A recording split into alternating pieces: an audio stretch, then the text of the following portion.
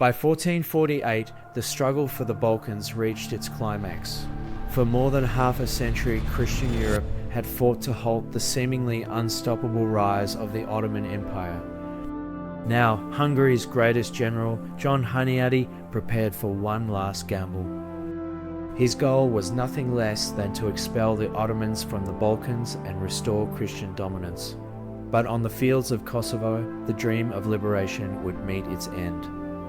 The year is 1448, Hungary versus the Ottoman Empire. The Second Battle of Kosovo would decide the fate of the Balkans. Hungary had been on the front line of the Ottoman advance for decades. The devastating defeat at Varna in 1444 had shown just how dangerous the Ottoman war machine was, but Hunyadi believed a second campaign could succeed where the first had failed. Determined to avenge Varna and stop Ottoman expansion once and for all, he called for a new crusade.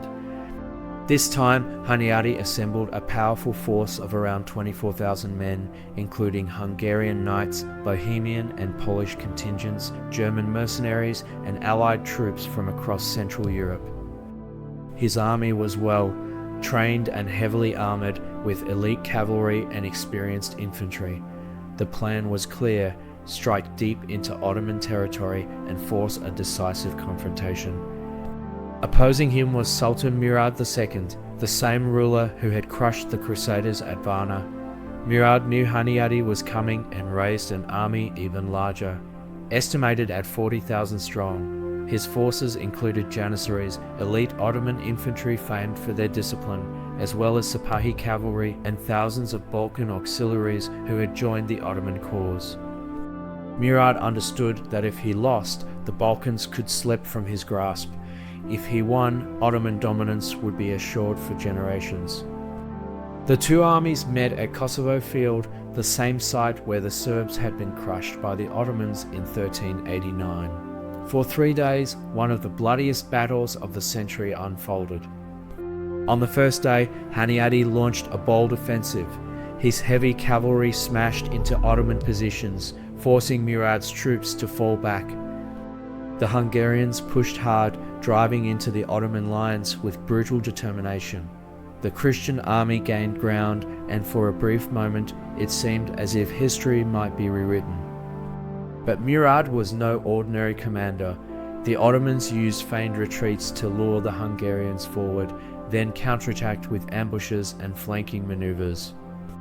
The Janissaries held firm in the centre, absorbing the shock of the Hungarian assault, while Ottoman cavalry swept around the sides. On the second day, the battle raged without a clear victor. The Hungarians fought with skill and courage, but the Ottomans' greater numbers and discipline began to wear them down. Both sides suffered terrible casualties, with the fields of Kosovo soaked in blood. Still, Hunyadi refused to give up. He knew this was Europe's last chance to break Ottoman power. Then came the third day, and disaster. Hungary's Wallachian allies, already uneasy about the campaign, deserted in the middle of the fighting. Their betrayal left a huge gap in Hunyadi's lines. At the same time, fresh Ottoman reinforcements arrived, tipping the balance decisively in Murad's favour. Surrounded and outnumbered, the Hungarian army collapsed. Hunyadi himself barely escaped the battlefield, retreating with only a handful of loyal followers. The rest of his army was destroyed. The battle was over. The Ottoman Empire had won again. But this wasn't just another defeat. It was the final nail in the coffin for Christian resistance in the Balkans. After the Second Battle of Kosovo, Hungary never again attempted such a massive crusading campaign. The Balkans remained firmly under Ottoman control, and within decades, the Ottomans would push even deeper into Europe, eventually reaching the gates of Vienna. But could Hungary have won? Some historians believe so. If Hunyadi had secured stronger alliances, especially from Venice and other European powers, his army might have matched Ottoman numbers. If the Wallachians had not betrayed him, the Christian lines might have held long enough to turn the tide.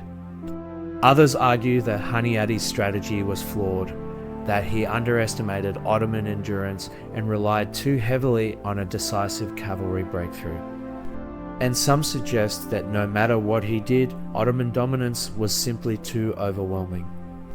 What is certain is that Kosovo sealed the fate of the Balkans. The last great chance to stop the Ottomans had been lost, and Europe would spend the next centuries living in the shadow of the Crescent Banner. Like and subscribe for more historical breakdowns.